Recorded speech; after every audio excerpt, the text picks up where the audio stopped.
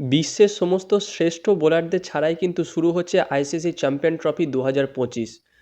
তার মানে বুঝতেই পারছো কি বলছি। যার মধ্যে নেই জসপ্রীত বুমরা, যেখানে নেই জস হেজেলউড, প্যাট কামিন্স এবং মিচেল স্টার্ক। তো এই যে বোলারগুলোর কথা বললাম, Bumrah, Mitchell Starc, Hazlewood, Pat Cummins, এরা কিন্তু বিশ্বের যে সমস্ত বোলারদের তালিকা থাকে ১, ২, ৩, ৪ এদের মধ্যেই কিন্তু এই নামগুলো ঘোরাফেরা করে।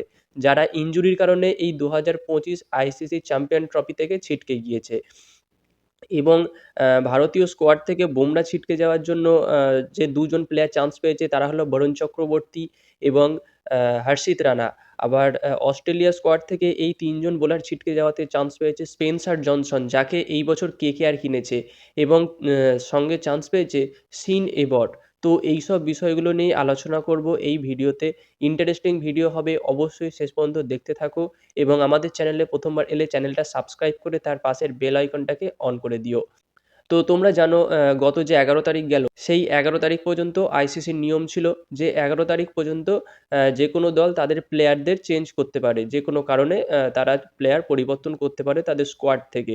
তো সেখান থেকে জসপ্রীত বুমরার একটা খেলার সম্ভাবনা ছিল। কিন্তু ইনজুরি রিকভারি না করতে পারার কারণে জসপ্রীত বুমরা কিন্তু সেই স্কোয়াডে চান্স পায়নি। যেখানে চান্স পেয়েছে হর্ষিত রানা এবং বরুণ চক্রবর্তী।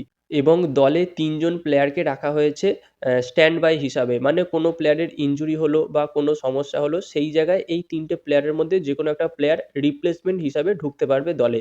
তারা হলো শিবম দুবে আ এবং যশস্বী জয়সওয়াল, আর বোলার হিসাবে রয়েছে মোহাম্মদ সিরাজ। তো ওয়ানডে ম্যাচ চলছে বা ওয়ানডে সিরিজ, যেখানে ওয়ানডে ফরম্যাটে খেলা, ৫০ ওভারের খেলা, যেখানে মোহাম্মদ সিরাজ কিন্তু ভালো বল করে। মানে ভালো অপশন ভারতের কাছে। সেক্ষেত্রে কিন্তু মোহাম্মদ সিরাজকে দলে রাখা হয়নি। মানে মেইন দলের সঙ্গে রাখা হয়নি। তো বোলার হিসাবে ভারতীয় স্কোয়াডে এই মুহূর্তে রয়েছে অর্শদীপ সিং, হর্ষিত রানা এবং মোহাম্মদ শামি। মানে পেস বোলার হিসাবে বলছি। আর অলরাউন্ডার হিসাবে, পেসার অলরাউন্ডার হিসাবে রয়েছে হার্দিক পান্ডিয়া। আর স্পিনার হিসাবে রয়েছে কুলদীপ যাদব এবং সঙ্গে বরুণ চক্রবর্তী। যে রিসেন্ট দারুণ একটা ফর্মে রয়েছে, মানে স্বপ্নের ফর্ম যাকে বলে, সেই ফর্মে রয়েছে। কেকেআরের হয়ে যথেষ্ট ভালো পারফরম্যান্স করেছে এবং ভারতের টি-টোয়েন্টি দলের হয়েও যথেষ্ট ভালো পারফরম্যান্স করেছে। আর একটা যে ম্যাচ খেলেছে ভারতের হয়ে ওয়ানডে ম্যাচ, সেখানে একটা উইকেট নিয়েছে। তো একটা ম্যাচ খেলেই সে আইসিসি ইভেন্টে চান্স পেয়ে গেল।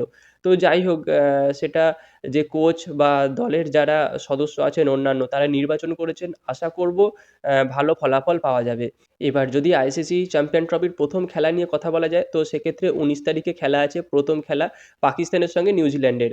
তো এই খেলাটায় কে জিতবে সেই নিয়ে অত ইন্টারেস্ট দেখিয়ে লাভ নেই। এবং তার পরবর্তী যে খেলাটা আছে সেটা হলো ভারতের খেলা। তাও কাদের সঙ্গে? বাংলাদেশের সঙ্গে। তো এই খেলা শুরুর আগে তো বাংলাদেশের ক্যাপ্টেন বেশ বড় একটা বোমা ফাটিয়ে দিয়েছে। মানে আমাদের নাজিমুল হাসান শান্ত, যে বলেছে ভারতকে তারা হারাবে।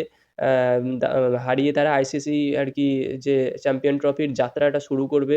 তো বেশ ভালোই স্বপ্ন দেখেছে। স্বপ্ন দেখতে তো আপত্তি নেই। তো সেখানে দেখা যাক কোন প্লেয়ার কত রান দেয়, বাংলাদেশের বোলাররা, বা কোন ব্যাটসম্যান কত কম রান করে, এইরকমই একটা আ মানে প্রতিযোগিতা চলবে তাদের নিজেদের মধ্যে। কত তাড়াতাড়ি ডাগ আউটে ফিরে আসতে পারে ব্যাটসম্যানরা। মানে বাংলাদেশ মানেই একটা বিনোদন। তারা মানে কিভাবে মানুষকে বিনোদন করব, আনন্দ দেবো, সেই জন্যই রয়েছে। তো অলরেডি খেলা শুরু হওয়ার আগেই তারা বিনোদন শুরু করে দিয়েছে। তো এই ব্যাপারটা নিয়ে তোমাদের কি মতামত, তোমরা কিন্তু অবশ্যই কমেন্টে জানিও। ভারত-বাংলাদেশ খেলা আছে সামনেই। আর এই খেলার ফলাফল হিসাবে তোমরা কি চাইছো সেটাও কিন্তু কমেন্টে জানিও। আর সেই সঙ্গে জসপ্রীত বুমরা ইনজুরির কারণে ভারতীয় দল থেকে ছিটকে গেল। সেটা ভারতীয় দলের জন্য কতটা খারাপ এফেক্ট পড়তে পারে, যেটা তোমাদের মনে হয় সেটাও কমেন্টে জানিও। আর অস্ট্রেলিয়া দল থেকে এই ৩ জন বোলার ছিটকে যাওয়াতে কিন্তু অনেকটাই সহজ হয়েছে ভারতের জন্য। কিন্তু সেই ট্রাভিস হেড, সে কিন্তু এখনো রয়েছে দলে। যে হচ্ছে ভারতের কাঁটা যাকে বলে। তো এবার দেখা যাক ট্রাভিস হেডকে ভারত কিভাবে ফেস করে, মানে কিভাবে ট্রাভিস হেডের মোকাবিলা করে, এটাই এই মুহূর্তে দেখার বিষয়। তো গাইস, এই ছিল আজকের আপডেট। ভিডিওটা ভালো লাগলে অবশ্যই একটা লাইক এবং শেয়ার করে দিও। দেখা হচ্ছে পরবর্তী ভিডিওতে। Bye, by.